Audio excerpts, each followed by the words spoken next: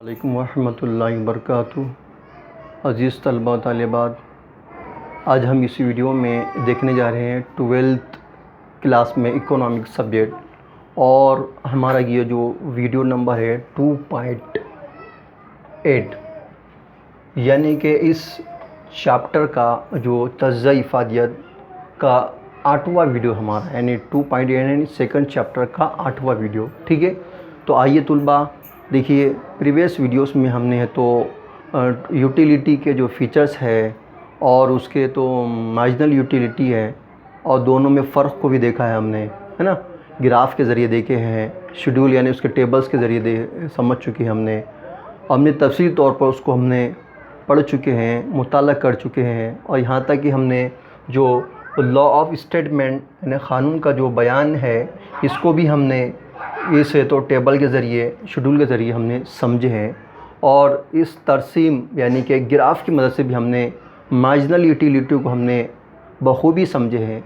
अब नेक्स्ट जो हमारा जो है हाशिई इफ़ादत के मफ़रूज़ात, यानी कि अज़म्पशन, यानी कि क्या अज़म्पशन, यानी कि मार्जिनल यूटिलिटी ऑफ अज़म्पशन, यानी कि क्या अज़म्पशन, यानी कि मफ़रूज़ात, किसके मफ़रूज़ात, हाशियात यानी मार्जिनल यूटिलिटी के अज़म्पशन को देखना है। तो आइए तलबा, सबसे पहला जो हमारा नंबर पॉइंट 1 रहेगा समझदारी यानी अक़लियत पसंदी, यानी कि जिसको हम रेशनलिटी कहेंगे। अब समझदारी यानी कि क्या है, हाशियत जो है, इफ़ादत जो है, यानी कि जो इसके मफ़रूज़ात, यानी मफ़रूज़ की जमा क्या है, मफ़रूज़ात, और मफ़रूज़ के माना होते हैं फ़र्ज़ करना यानी अज़्यूम करना। अब अज़्यूम हम ये चीज़ें क्या कर रहे हैं, फ़र्ज़ कर रहे हैं, हम ये चीज़ क्या कर रहे हैं, हम ये फ़र्ज़ कर रहे हैं, क्या कर रहे हैं, फ़र्ज़ यानी कि अज़्यूम कर रहे हैं, क्या कर रहे हैं, हम ये इसको अज़्यूम कर रहे हैं। अब क्या अज़्यूम कर रहे हैं कि कोई भी काम हमको अगर करना हो तो हम काम को करने के लिए कुछ तो उसको रूल्स बनाते हैं, उसको फ़र्ज़ समझते हैं, ज़रूरी समझते हैं, तो वो काम अच्छा होता है। अगर ज़रूरी नहीं समझते तो काम होता है क्या, नहीं है। इसी तरह जो लॉ है यहाँ पर मार्जिनल यूटिलिटी का जो लॉ है, इसमें भी है ना, यहाँ पे इतने सारे पॉइंट्स को अज़्यूम किया गया है। अब अज़्यूम क्या किया गया है, सबसे पहले नंबर 1 पे समझदारी अक़लियत। अब इसमें क्या आ गया, अब इसमें नंबर 1 में ये बताया गया है, अब ये बताया गया है कि सारिफ़ को अक़लियत पसंद फ़र्ज़ किया गया।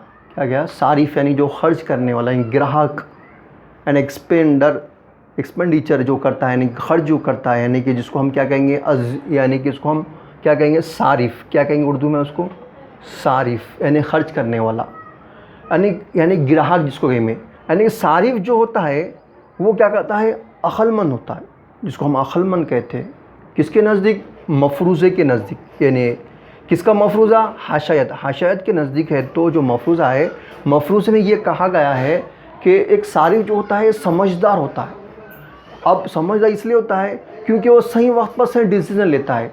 वो उसका जो बर्ताव जो होता है, यानी उसका बिहेवियर कैसा होता है, नॉर्मल होता है, कि जब कोई चीज़ उसको पसंद आती है तो वो क्या करता है, उसका है तो वो क्या कहता है, उसकी यूटिलिटी उसको ज़्यादा होती है, और जब यूटिलिटी कम होती है तो उसका क्या करता है, वो उस पर ख़र्च करना कम करता है, और बाद में अगर उसको और भी अगर उससे बोर हो जाता है तो उसको ख़रीदना है तो बंद कर देता है। तो ये जो सारिफ़ जो होता है वो क्या करता है, अक़लमंद होता है, कहाँ पर ख़र्च करना, कहाँ पर ख़र्च नहीं करना। लेकिन ज़्यादातर ये बताया गया है कि क्या बताया गया है कि वो ज़्यादा से ज़्यादा किसी चीज़ के ज़रिए है ना तशफ़ी हासिल करना चाहता है, यानी कि सेटिस्फेक्शन। कौन, सारिफ़ क्या करता है, जब कोई भी चीज़ ख़रीदता है तो उससे ज़्यादा से ज़्यादा सेटिस्फेक्शन हासिल करना चाहता है। और यहाँ पर एक सारिफ़ को नॉर्मल कहा गया, एक अक़लमंद कहा गया। ठीक है, ये एक नेक्स्ट है आदाद व शुमार में पैमाइश, यानी कार्डिनल मेज़रमेंट। अब कार्डिनल मेज़रमेंट यानी क्या है कि इसमें है ना, इस मफ़रूज़े में, यानी कि मार्जिनल यूटिलिटी के जो मफ़रूज़े में है, तो क्या है, आदाद व शुमार की पैमाइश इसमें की जाती है, यानी कार्डिनल मेज़रमेंट किया जाता है इसमें। जैसा कि आप बोलिए सर, आपने शुरुआत में कहा था कि यूटिलिटी जो होती है ना, उसका कोई मेज़रमेंट नहीं होता है। फिर बाद में आपने ही कहा सर कि तो हम तो मेज़र यूटिलिटी को जो हम फ़र्ज़ कर रहे हैं, तो यहाँ पर भी हम क्या करें, उसको फ़र्ज़ कर रहे हैं, हम मान रहे नहीं ये पक्का है ही करके, यानी फ़र्ज़ कर रहे हैं कि जब तक किसी चीज़ का मेज़रमेंट नहीं होता तब तक है तो उसका हिसाब किताब हमको नहीं मालूम होगा। जैसे एक जगह कितनी है, उसका मेज़रमेंट करेंगे, ये इतने फ़ीट है, इतने मीटर है, तो मालूम होगा ये जगह इतनी मीटर है, इतने फ़ीट है। तो किसी भी चीज़ का मेज़रमेंट जब तक नहीं होता तब तक उसका हिसाब मिलता है क्या? नहीं मिलता है। तो आदाद व शुमार इस ये से तो हाशियाई मार्जिनल यूटिलिटी में किया जाता है, यानी कि इस तो कार्डिनल मेज़रमेंट में किया जाता है। ठीक है। अब नेक्स्ट है यकसानियत। अब यकसानियत यानी कि क्या, जो होमोजेनिटी, होमोजेनिटी यानी कि जिसको हम यकसानियत कहते हैं। अब यकसानियत यानी क्या है कि इस मफरूज़े में क्या किया जाता है कि तमाम चीज़ों में ना यकसानियत होना चाहिए। यानी कि यकसान कैसा है? अब यकसानियत बोले तो किसी चीज़ के साख्त में, बनावट में, है ना, रंग में, ज़ायक़े में, तमाम चीज़ें कैसा होना चाहिए? एक जैसा होना चाहिए। जैसे कि एक आम है तो आम की जसामत भी उतनी होना चाहिए, है ना, और उसकी मिठास भी उतनी होना चाहिए, उसका कलर भी वैसी होना चाहिए, दिखने में साइज़ भी वैसा होना चाहिए। तो क्या होता है इस मफरूज़े में? होता ये कि सारिफ जो होता है उसकी तमाम चीज़ें कैसी होना चाहिए? एक जैसी होना चाहिए। यानी उसके पसंद भी एक जैसी होना चाहिए, है ना, उसका जायक़ा भी एक जैसा होना चाहिए, है ना, वो एक ही तरह की चीज़ को पसंद करना चाहिए। यानी मफरूज़े में क्या होना चाहिए? हर चीज़ में कैसा होना? यकसानियत होना चाहिए। और अगर यकसानियत, अगर सारिफ यानी जो चीज़ों में अगर यकसानियत नहीं होंगी तो फिर वो मफरूज़े में शामिल नहीं होगी। समझ में आ रही बात? नेक्स्ट है माखूल, ये तसलसल। अब तसलसल यानी किसको कहते हैं हम? यानी कंटिन्यूटी, यानी कि तसलसल। अब तसलसल में क्या देख रहे हैं हम? तसलसल यानी कि उसको हम ये कहेंगे शय की तमाम इकाइयों को फौरी तौर से बिला ताख़ीर इस्तेमाल किया जाता है इसमें। यानी कैसा है तसलसल? यानी क्या है कि एक सारिफ अगर कोई चीज़ है तो बाज़ार से लेकर आएगा, और बाज़ार से एक आम लेकर आता, समझो बाज़ार से आम लेकर आता है, ख़रीदता है, तो आम लाने के बाद उसने क्या किया? 5 किलो आम लेकर आया, खूब दिल भर कर खा ली। अब वो बोर हो गया आम खाने के बाद, तो अब उन्हें क्या करेंगे? उन्होंने बोला अब मैं बोर हो गया, अब क्या करेंगे? वो 1 साल के बाद ही आम लेकर आएंगे। अब 1 साल के बाद आम लेकर आएगा तो वो क्या करेंगे? और ज़्यादा आम लेकर आएंगे ना। तो क्या कहना चाहिए यहाँ पे? कैसा होना चाहिए? मफरूज़े में हाशियाई इफ़ादे के मफरूज़े का होना चाहिए, इसमें तसलसल होना चाहिए। यानी कि उन्होंने आज 5 किलो आम ख़रीदा है तो कल भी 5 किलो, परसों भी 5 किलो, फिर 5 किलो, यानी कि तसलसल होना चाहिए, बीच में गैप नहीं होना चाहिए। अगर उसके एक सारिफ के जो बर्ताव में अगर गैप आ जाता है, डिस्टेंस आ जाता है, तो फिर वो डिस्टेंस आने के बाद फिर वो इस मफरूज़े में शामिल नहीं होगा। इसीलिए यहाँ पे ये बताया गया है कि इसमें तसलसल होना चाहिए है, यानी कि लगातार कंटिन्यू। फिर उसके बाद माखूलियत। अब माखूलियत में क्या है?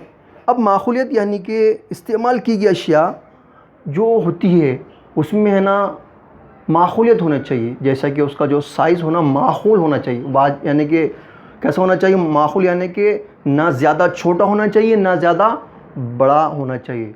माखूल यानी कि मुनासिब, ना ज़्यादा छोटा और ना बड़ा। तो सारिफ भी कैसा होना चाहिए? यहाँ पे अशिया जो ख़रीदता है या सारिफ का बिहेवियर कैसा होना चाहिए?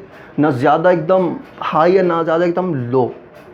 अशिया में भी क्या करेंगे? और ना ज़्यादा उसको हाई ना ज़्यादा लो, बल्कि उसमें क्या होना चाहिए? एक लेवल होना चाहिए। उसी लेवल के मुताबिक अगर वो जो मफरूज़े का जो लेवल बताया गया, अगर वो लेवल में अगर होगा तो समझो वो मफरूज़े में शामिल होगा, नहीं तो शामिल होगा क्या? नहीं होगा। जैसे कि कॉलेज में हम देखते हैं कि स्टूडेंट को अगर जो रूल्स रेगुलेशन दिए गए वो रूल्स रेगुलेशन को फॉलो करते हैं तो ही हमें तो कॉलेज में आने देते, नहीं तो अगर आने देंगे क्या? नहीं। जैसा कि हमने बताया है कि ड्रेसिंग करके आना है ना, शर्ट अच्छी पहन कर आना, ये कलर का होना चाहिए। अब वो कलर का जो थोड़ा सा डार्क और पहन करेंगे हम आने देंगे क्या? नहीं। बाल हम जैसे बताया हेयर स्टाइल होना चाहिए, आप उसको क्या करें और डैशिंग से करें तो हम आने देंगे क्या? आप नहीं। जो हमने कॉलेज के रूल्स रेगुलेशन को फॉलो किए हैं उसी को आपको मानना पड़ेगा। अगर आप अपने दिल की करेंगे तो फिर हमारे जो कॉलेज के जो नियम है वो नियम का क्या हो जा रहा? खिलाफ वर्जी हो जा रही। तो खिलाफ वर्जी हो जाएगी तो फिर हम क्या करेंगे आप? तो कहने का मतलब ये है कि हर चीज़ का रूल्स रेगुलेशन होता है, अगर उसकी खिलाफ वर्जी, अगर वो उसके ख़िलाफ़ काम करते हैं तो उसकी खिलाफ वर्जी होती है। इसी तरह यहाँ पे माखूलियत में भी ऐसा है, ना ज़्यादा छोटा ना ज़्यादा बड़ा अगर हो जाएगा तो मफरूज़े के ख़िलाफ़। अब नेक्स्ट है इस्तक़लाल। अब नेक्स्ट क्या है? इस्तक़लाल। अब इस्तक़लाल किसको कहते हैं? इस्तक़लाल बोलते हैं ना, जमे है ना एक चीज़ पर, इस्तक़लाल क्या बोलते हैं आमतौर पे, क्या मैंने इस्तक़लाल यानी किसी एक चीज़ पर डटे हुए ना, कि हमने जो फ़ैसला किया तो वही फ़ैसला है, ना आप इससे आगे हैं ना इससे पीछे।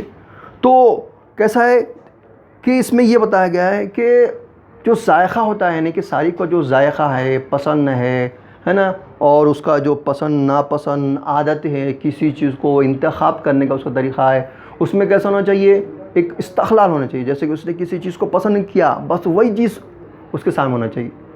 और अगर उन्हें, जैसे कि मिसाल के तौर पर छोटा सा बच्चा है, उसको अगर हम कहेंगे भाई इसके सामने उन्होंने एप्पल मांगा, हमको एप्पल है ना, मैंगो होना हमको, अगर वो मैंगो अगर मिलता दिया तो वही खाएंगे। अगर मैंगो की जगह हम दूसरा भी एप्पल देंगे, मैंगो की जगह हम बोलेंगे एप्पल के लीजिए, तो एप्पल नहीं खाएंगे, यूज़ नहीं करेंगे, वो बोलेंगे मैंगो ही होना है। तो वो इस्तक़लाल होती है उसमें, यानी कि चीज़ पर जमे हुआ था। तो मफरूज़ी में ऐसी होता है कि जो चीज़ जो उसके नियम बताए गए वो ही इसके मुताबिक होना, उसके खिलाफ, उसकी अगर अगर दूसरा रहेगा तो वो क्या हो जाएगा, उसकी खिलाफ वर्जी हो जाएंगी। तो इसमें भी इस्तक़लाल बताया गया है। नेक्स्ट है काबिलियत तक़सीम।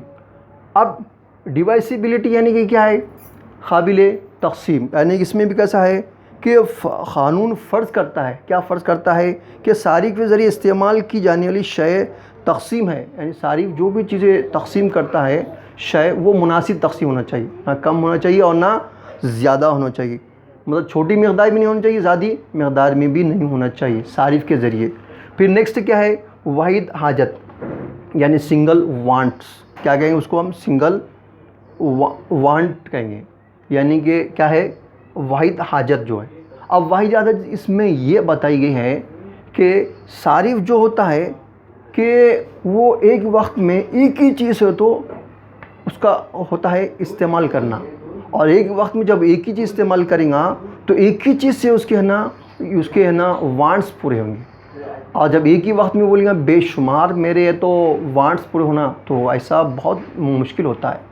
तो इस मफरूज़े में ये बताया गया है कि एक वक्त में एक ही चीज़ यूज़ करना, और अगर ऐसा होता है तो वो है तो मफरूज़े में शामिल होता है। और अगर वो एक वक्त में अगर कई चीज़ें इस्तेमाल करेगा तो क्या हो जाएगा, वो उसके मतलब वांट्स भी पूरे नहीं होते हैं, उसके नीड्स भी पूरे नहीं होते हैं, और वो ख़िलाफ़ होता है मफरूज़े के। तो इस तरह अज़ीज़ तलबा तालिबात, हमने ये तकरीबन 8 जो पॉइंट्स है अज्यूम किए थे हमने इसको, यानी कि मार्जिनल यूटिलिटी के में हमने। तो मैं उम्मीद करता हूँ कि आपको ये समझ में आया होगा, और अगर आपको समझने में जो भी अगर प्रॉब्लम हुई है या अगर आपका कोई मसला है तो आप बराए मेहरबानी करके हमको तो कमेंट्स के ज़रिए बताइए। अगर आप बताएंगे तो हम फिर नेक्स्ट वीडियो में इसके बारे में तबसरा कर सकते हैं। और मैं उम्मीद करता हूँ कि आपको अगर समझ में आया, तो हमारे इसे तो यूट्यूब चैनल को लाइक शेयर और सब्सक्राइब कीजिए। आपके ये लाइक शेयर सब्सक्राइब हमारी हिम्मत होती है, हमारे लिए गाइडलाइन होती है। इतना कहकर मैं इस वीडियो को यहाँ पर अब ख़त्म करना चाहता हूँ। अल्लाह हाफ़िज़।